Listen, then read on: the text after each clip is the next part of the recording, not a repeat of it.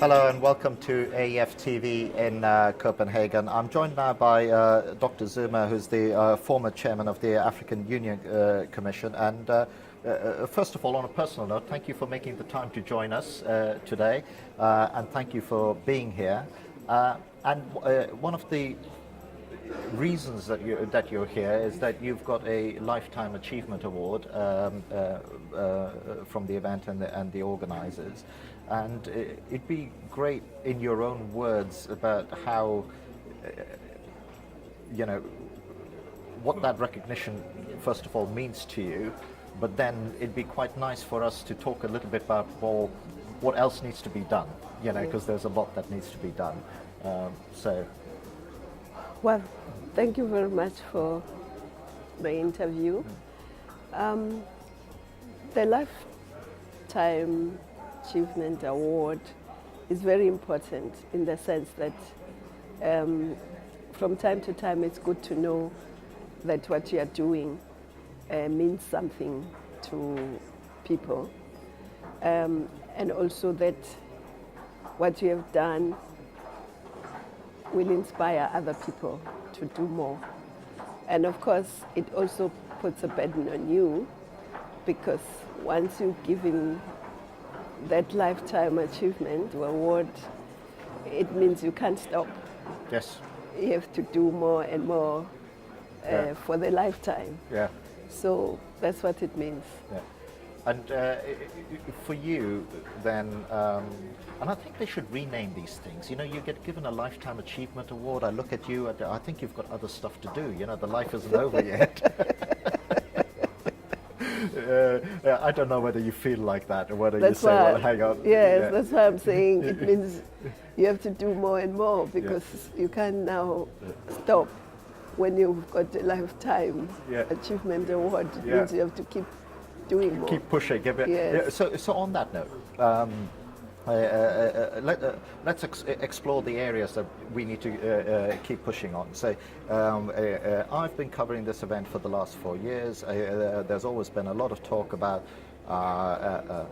power, because power is the fuel of economies and generation. And in a global African context, we see lots of little sparks of good things happening. But where do you see the big issues, in terms of achieving some of these really ambitious targets, like, power for all by 2025, that isn't that far away. The other numbers that are thrown out, like, oh no, let's make it 2030, that's still not that far away. So how do you see the problem? Well, first I think one of the global issues that we must address before we get to energy, for me, is skills, to skill young people, because even for the energy to be generated, you need the skills. So if we ignore the skills, then we might not even be able to get to where we want, even in the long term.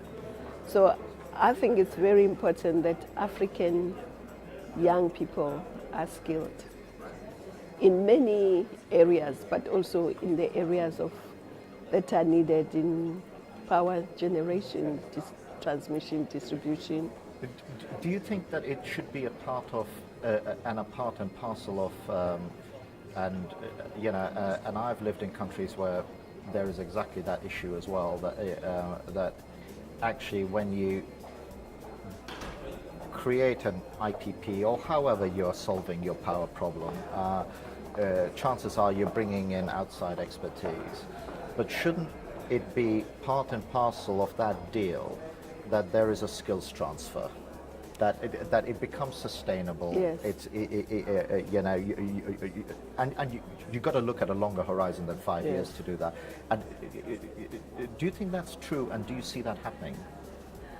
I think that's very important, actually, that we more and more transfer skills to the African people, rather than always bringing outside skills. So skills transfer is important in addition to training skills. And I don't know what deals are being agreed on. And I hope that when they do those deals, they include that. And if they don't, I think it's something that should be done, because it's not sustainable, just as it's not been sustainable that our mining, our agriculture, our many other things have been done by outside people and never transferred the skills locally. And on that route as well, I mean, when you when you look at the problems, and let's be positive, when you look at the challenges and opportunities, one of the things within the power sector is it does actually have an opportunity to create jobs. Especially within the renewable sector, where I'm already seeing where people are now becoming solar panel installers. You know, these jobs that didn't exist that long ago. How do you see us getting to a point where, you know, those type of jobs, those sort of economies are actually kick-started on a bigger scale? Because it's not just about skills transfer, let's say, from a developed world or Western context to Africa, but also within Africa, because there are a lot of skills and expertise that exist within South Africa that could be exported or transferred to, don't you think that there is an intra-Africa skills market that also needs to be pushed forward? Yes, but my view is that we just need a skills revolution. Right. Not just this little transfer of skill in this little pocket. We need a skills revolution in Africa if we are to achieve the prosperity that we are talking about. And energy is part of what we need to do to get to the prosperity. So yes, skills transfer does not mean from Europe to Africa. It can be from Lesotho to South Africa or vice versa. But I just think a skills revolution generally is what we need. Then we will have the people to figure out what we do with power generation, with solar that we have, with water that we have, with wind that we have, with fossil fuels that we have. And so that's what I think in the bigger scheme of things we're missing. And we should always attach skills to everything we do, because in the whole value chain of electricity generation to use, we need those skills. But also once you have the electricity, what we need to use the electricity for, there should be skills to produce that. If you are a woman, when you have electricity for the first time, you think of, okay, my kids can study, but I can have a fridge so that I can keep the food. I don't have to go to the shop every day. So somebody must be producing those fridges and so on. So I think it's very important that we look at skills. When you have electricity, you can begin to industrialize. But to industrialize, you need the skills. So it always comes back to the skills. It always, for me, comes back to the skills. So how would you create a skills revolution? You know, because it's not just, this isn't just an African problem. I think that this is a problem that we grapple with a lot as well. You know, to put it into a very personal context, I've got a daughter who's 10, and she's starting to talk to me, hey, what should I be doing? And I'm like going, well, actually, you really want to be, you ought to be doing technology, but because that's where it's going to be, but things move so quickly. My advice today will probably might be wrong in 5 years' time. So there's this two-pronged approach. It's just like going, how do you, what's your vision for creating the catalyst to create that acceleration, and where would you pick your bets? Because you can't start with everything. Are there particular areas that you've identified where you're like, here, here, and here is where we really need to push, and that will then ripple out? Well, obviously, the starting point are the teachers. Right. Because without the teachers, you can't get far. So we need to make sure that we have properly trained teachers, enough of them, trained not only generally, but also in the sciences, so that we have the teachers we need for everything. But also we need to make sure that we're not only looking at the skills at one level. We're not just looking at engineers, at innovators. We're also looking at technicians, we're looking at artisans. So we need the whole range of skills. But I think with the modern economies, of course, we also need the science, the technology, the maths, the engineering. We also need to encourage young people to be innovators, because what will make technology today redundant is the innovation. But if there is no innovation, then you don't move forward. But I think if you have the basic sciences, when technology changes, you can adapt. But if you don't, you can't. So I think we need to push a bit more on the sciences, on the STEM areas, because we do, maybe not enough, but we do train quite a bit on the social sciences. But we also need to train in the legal, but not just criminal lawyers, but lawyers that can look at everything else. Everything else. Yeah. Yes. Yeah. Because we tend to train one sort of lawyers, but we need a whole range of lawyers. We need finance people, obviously.